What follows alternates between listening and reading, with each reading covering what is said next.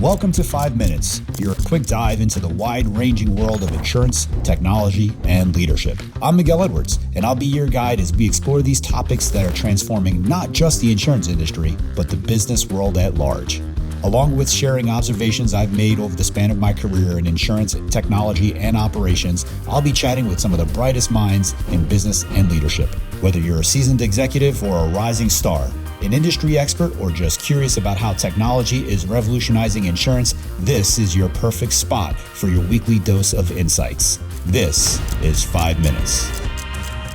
So there's a question that I ask everybody before we jump into an interview, and that's, how did you get your start in insurance? So it's funny, actually. It's a funny story. I came out of school, met my wife. We had moved from Philly to Chicago. I'm from the Midwest originally, randomly moved to Philly. And her brother was a State Farm agent. Okay. And he was trying to hire me. And I said, no, I'm going to go to Wall Street. I'm going to make $1 million in 5 minutes, retire at 35, and we're going to coast off in the sunset. So he took me to play golf, and I'll never forget, he had a 6-foot-ish putt. And he looked at me and he said, I'm about to make this putt and get paid while I make this putt. And I was like, what are you talking about? He said, somebody in my office is going to pay their bill and I'm going to get paid. And no kidding, he made the putt, turned to me, smirked, and I went to work for him a week later. I love it. I love it. That's literally my story. That's perfect, because it corroborates what Ryan said in the panel discussion where agents want to play golf.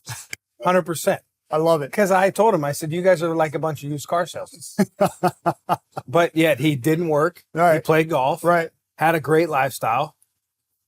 And then on top of that, just to fast forward, he got ALS in 2014, 2013, diagnosed. He had it for 7 years, died a COVID year. But what was amazing about this industry is he didn't go to his office for the last 5 years. Right. His staff ran the business. Yeah. Yeah. So that's the power of what we do. Yes. It matters. 100%. So that's my story. I love it, man. Great story, Pete. I love it. So, we're here at an InsurTech conference. Yeah. And so it's no surprise that there's an InsurTech company here, right? Yeah. But what I think is really interesting about Lincora is that a lot of the technologies that I've been focused on they're really carrier side type technologies. But as I understand it, this is really, this is more technology geared towards agents and brokers. And dare I say, leveraging AI. Yeah. And so talk to me a little bit about the product, clean me up if you need to, and let's get into it. No, I appreciate it. That's what attracted me here. So I used to own an agency. Okay. I was born into the agency world. I actually am still a licensed P&C agent. Have my licenses held with a buddy in Dallas. Okay. And what attracted me is when you think about commercial insurance, it's really hard to sell. Mm-hmm. But it's not only hard to sell, but it's hard to train. Yeah.